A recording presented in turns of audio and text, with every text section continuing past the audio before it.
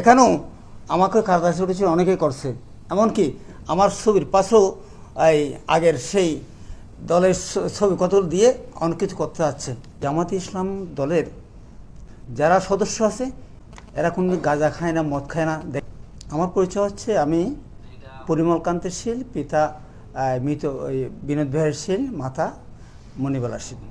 আমার বাড়ি হচ্ছে বড় মহিষকালী, নাপিতপাড়া হিন্দুপাড়া আর কি। আমি দীর্ঘদিন থেকে পুলিশ হিসেবে জড়িত ছিলাম। তো এক্ষেত্রে বর্তমান সরকার, নিরপেক্ষ সরকার, অত্যন্ত সেই সরকার আমাকে নির্বাচিত করেছেন হিন্দুদের প্রতিনিধি হিসাবে ট্রাস্টি পদে। ওই ট্রাস্টি পদে নির্বাচিত হবার পর আমি নিজেকে নিজে নির্ধারণ করলাম যে আমি শুধু একটা মানুষ পৃথিবীতে বাস করলে কোনো একটা দলকে সমর্থন করতে হবে, না হলে দেশের উন্নতি হবে না।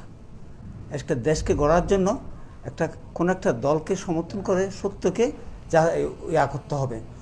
সেই জন্য আমি নিজে চিন্তা করলাম কোন দল আমার ক্ষেত্রে খুব ভালো। তখন আমি দেখছি যে জামাতে ইসলাম দলের যারা সদস্য আছে এই সদস্যরা কিন্তু কোনোদিন নিয়মের বহির্ভূত চলে না, এরা কোনোদিন গাঁজা খায় না, মদ খায় না, দেখেছি আমি নির্ধারণ করেছে।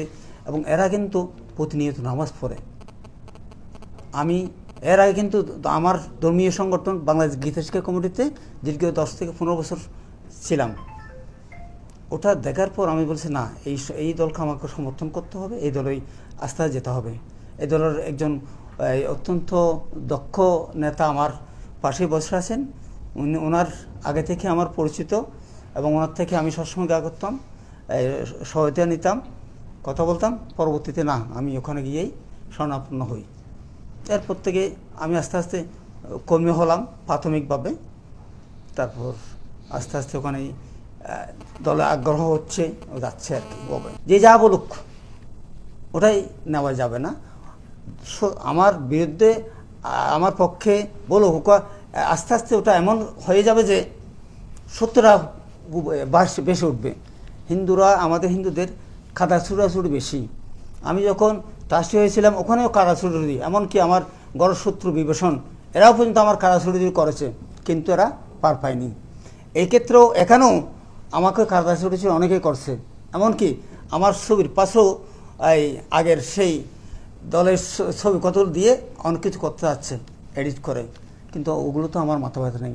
সংগঠনের নিয়ম যা হচ্ছে, আপনি শত্রু পথে থাকেন, দেখবেন যে আপনার কেউ ঠেকাতে পারবে না। এই বলে আমি কিন্তু সবসময় আগিয়ে চলি। এটা কতগুলো আমার ব্যক্তিগত শত্রু আছে, জায়গা সম্পত্তির নিয়ে শত্রু আছে। ওখান থেকে এরা আমার এই অল্পতেই আমি কেন উঠে আসতেছি। আমি সাধারণ মানুষ, একটা সাধারণ মানুষ কি করে ট্রাস্টি হয়? আগের দলেরগুলো কিছু অনেক টাকা দিয়ে ট্রাস্টি হয়। আমি একটু টাকাও খরচ করলাম না, কাউকে একটু চাও খাওয়ালাম না, আমাকে ট্রাস্টি করলো।